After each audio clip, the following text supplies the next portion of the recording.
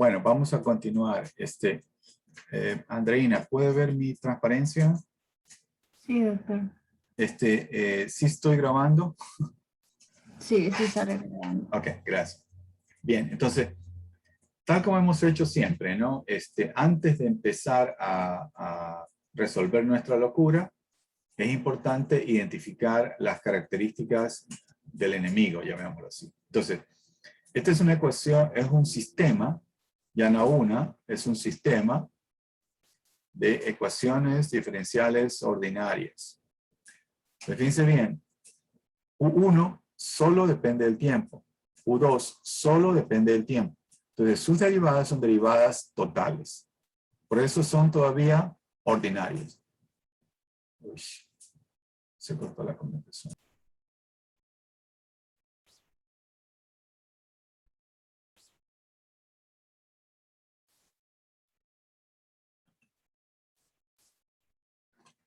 Okay.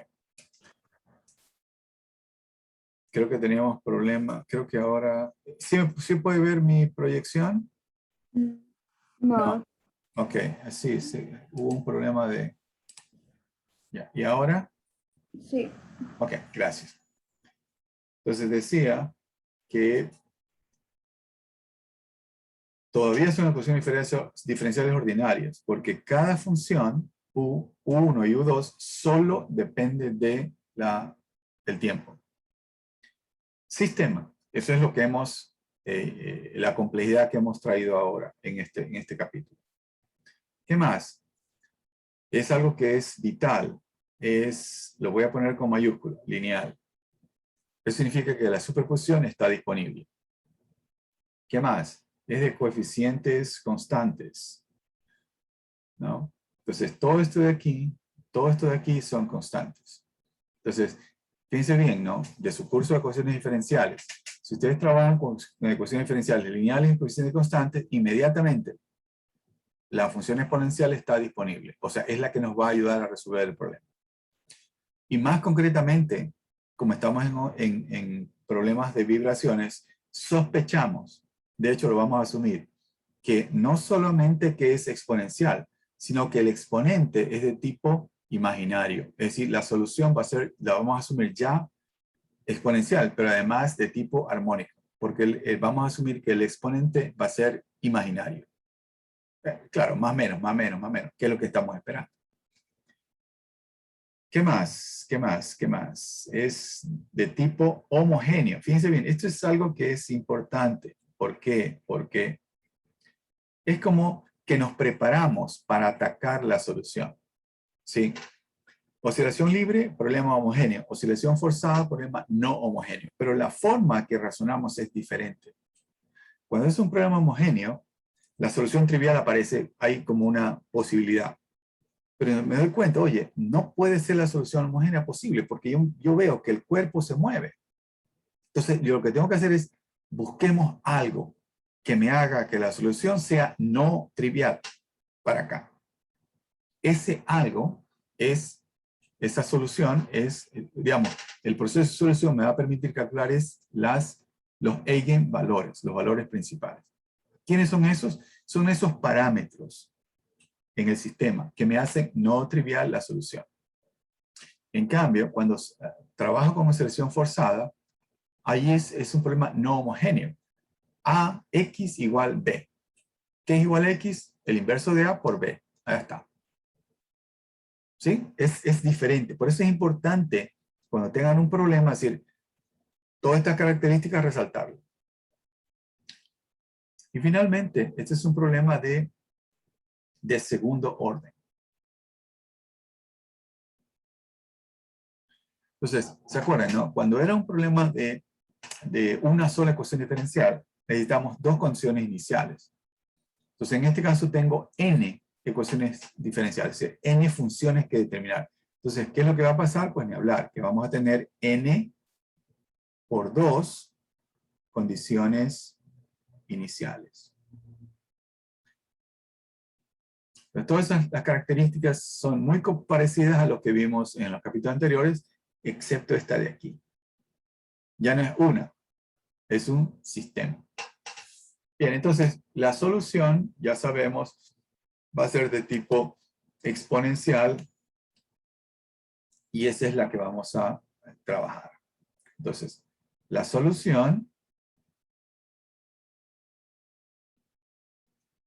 es de tipo exponencial y más concretamente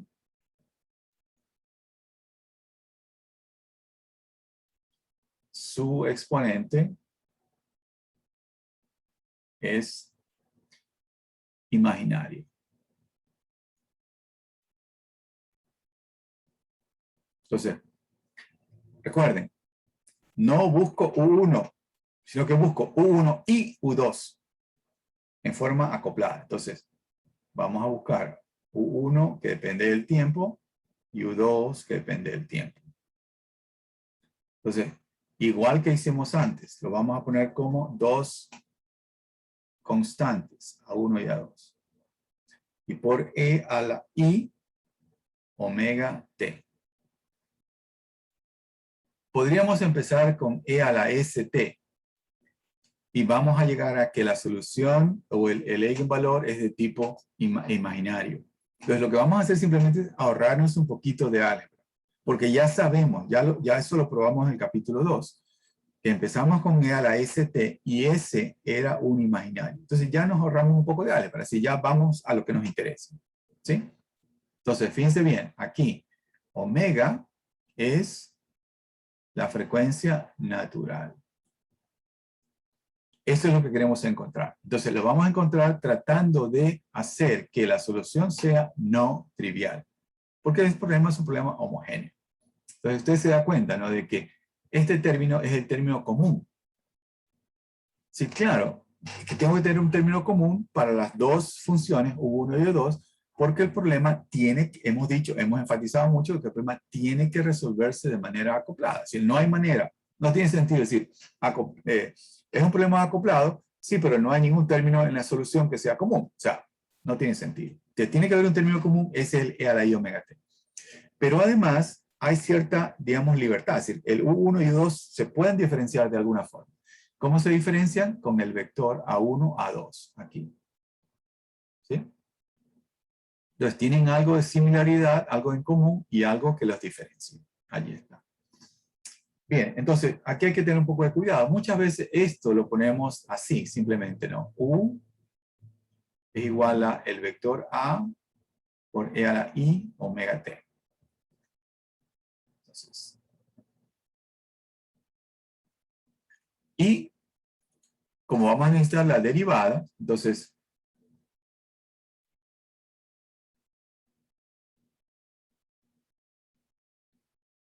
va a ser el vector aceleraciones. Sí, ya sabemos, ¿no? Si yo derivo respecto del tiempo, entonces este es el término que se va a ver afectado.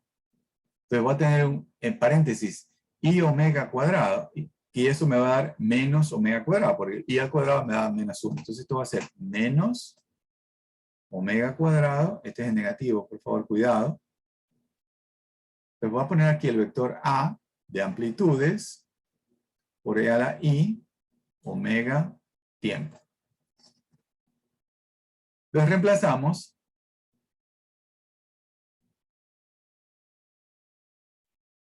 en el sistema de ecuaciones de movimiento. Entonces tenemos, ¿no? Déjenme ir para atrás. Aquí tengo la matriz masa. Aquí va a estar multiplicada por menos omega cuadrado por A. El K es A por E a la I omega T. Entonces tenemos los dos mucho en común. Y lo podemos poner, déjenme grabar por si acaso.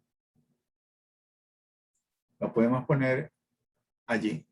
Entonces sería, el primer término va a ser el de aceleración. Ah, ya. Entonces está multiplicado por menos omega cuadrado. Entonces va a ser menos omega cuadrado por la matriz masa. El segundo es solo K. ¿Sí? Esto, fíjense bien, es una matriz. Ayudémonos. Cuando yo ponemos corchetes, significa que esto de aquí es una matriz. Esto por el vector A de amplitudes. por e a la i omega t. Este es un escalar. Y en la derecha, el vector 0. A esto que está aquí, en fin, cada autor lo puede llamar de diferente forma. Algunos autores lo llaman la matriz dinámica. Y a mí me gusta recordar que depende de la frecuencia. ¿Sí? Entonces, la matriz dinámica por el vector A por e a la i omega t es igual a 0. Fíjense bien, esto de aquí básicamente es el vector U. Sí, este es el vector de las funciones que quiere encontrar. Entonces, dado que este vector de aquí no puede ser 0, ¿sí? La única opción que nos queda es hacer que el determinante de esta matriz sea 0. ¿Sí? Porque si esta matriz de aquí tuviera inversa, yo lo puedo poner al lado derecho y la solución de esto sería 0. Pero justamente es lo que estoy tratando de evitar. Andreina, hay un señor Zamora en la sala de espera. Entonces, pongámoslo de esta forma. Vamos a pensar de que yo voy a dar este paso. Entonces, yo voy a resolver esto. Entonces, esto sería el vector U va a ser igual a ¿qué? A la inversa de la matriz dinámica por el vector 0. Allí. Entonces, si doy este paso, la solución va a ser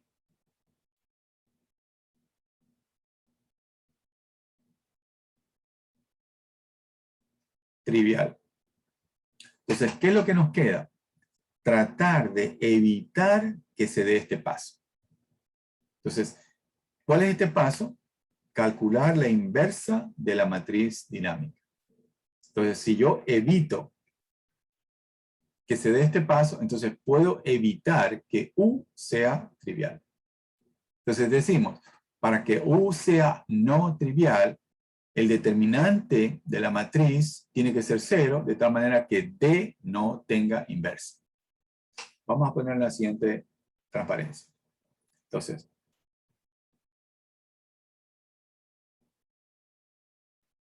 luego, para que el vector U sea no trivial,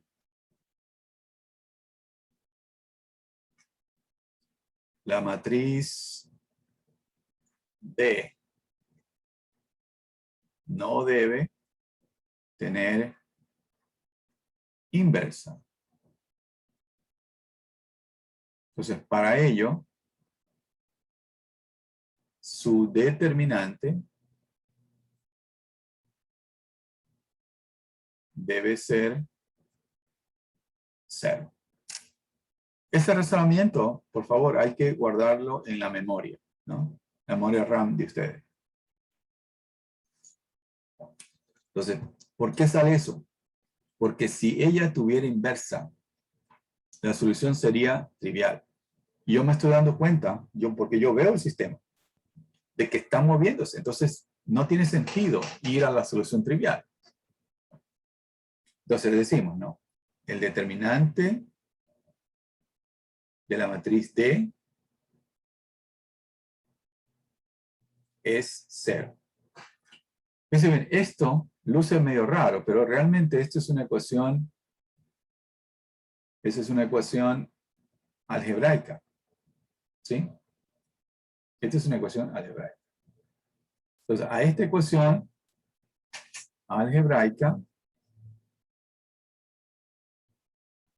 la llamamos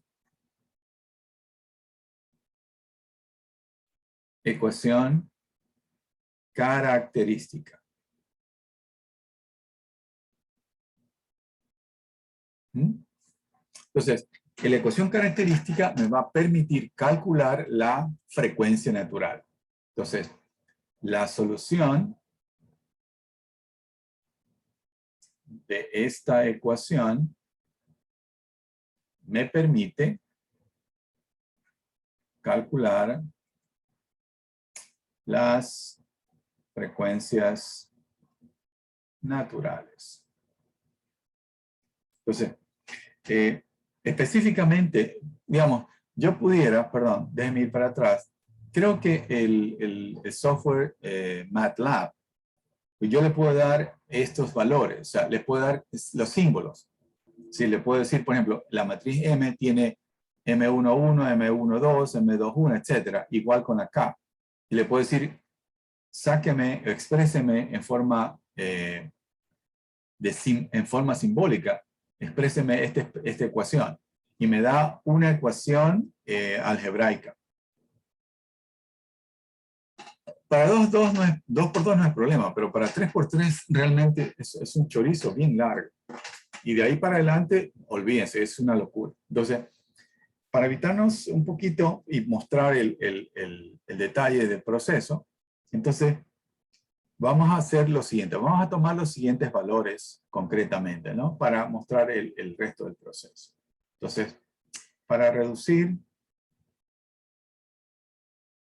un poco el manejo simbólico,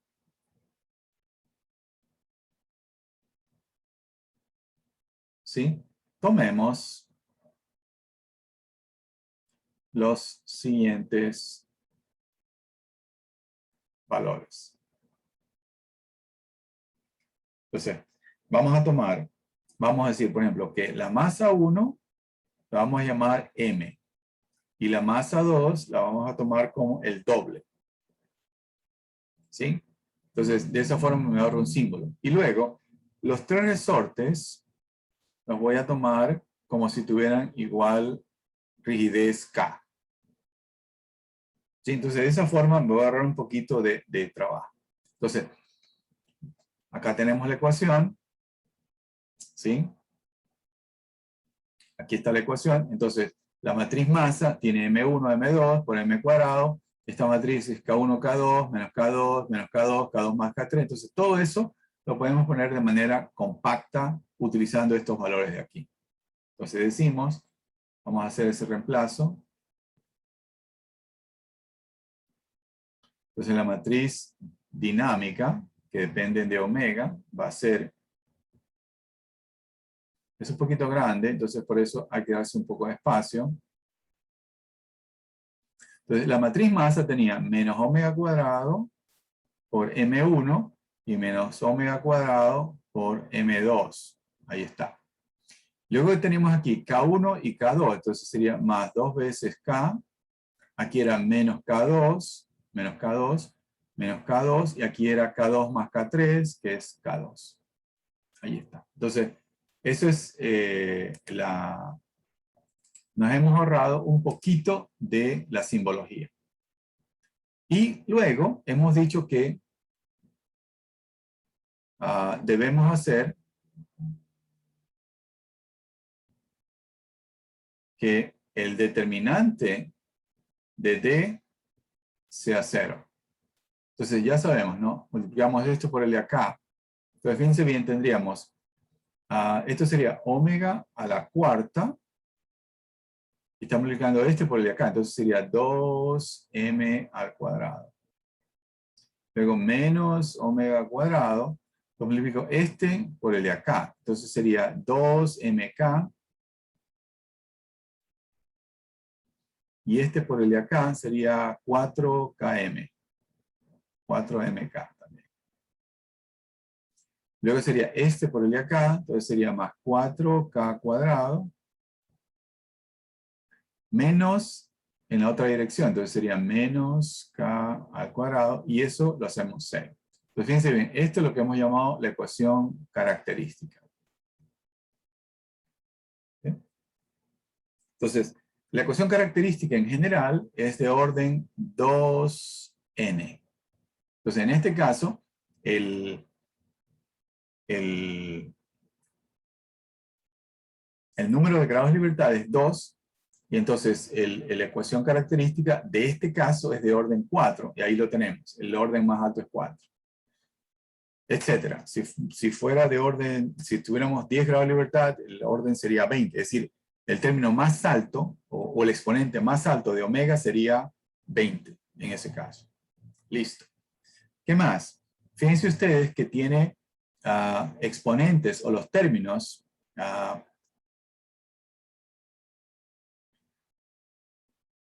el omega está a la orden 2i. ¿Sí? Es decir, todos de orden par.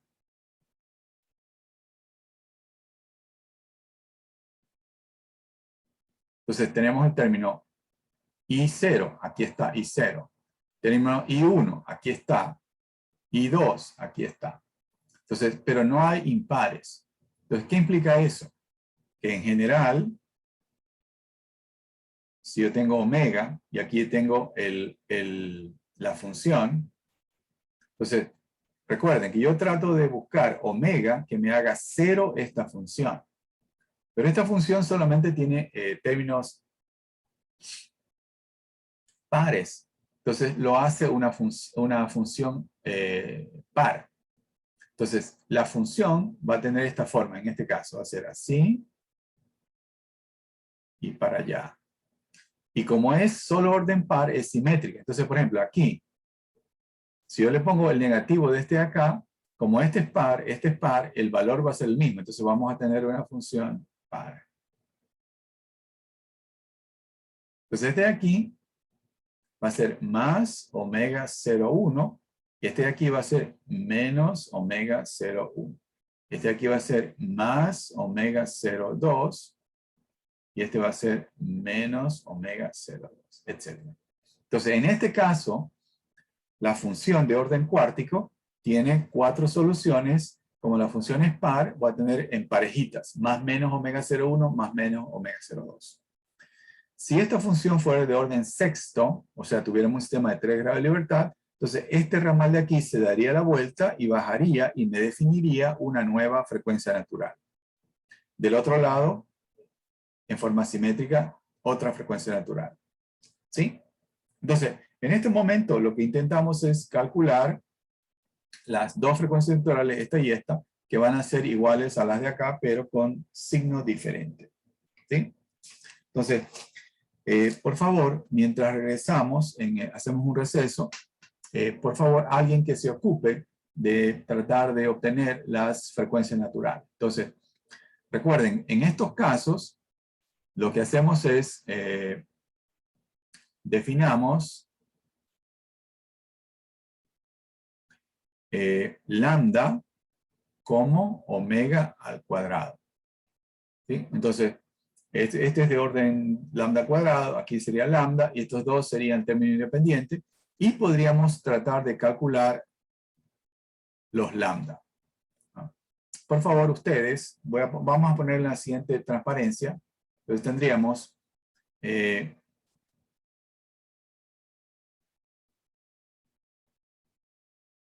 entonces sería 2m cuadrado lambda cuadrado 2m cuadrado por lambda cuadrado. La siguiente sería, aquí sería 6mk, hay que tener cuidado porque es negativo, menos 6mk y por lambda.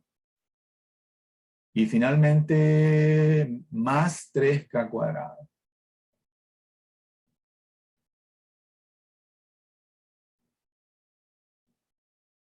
Entonces, esa es la ecuación característica. Entonces, por favor, cuando regresemos, alguien que me comente, me diga cuáles son los resultados que han obtenido para esta ecuación. Entonces, hacemos un segundo receso.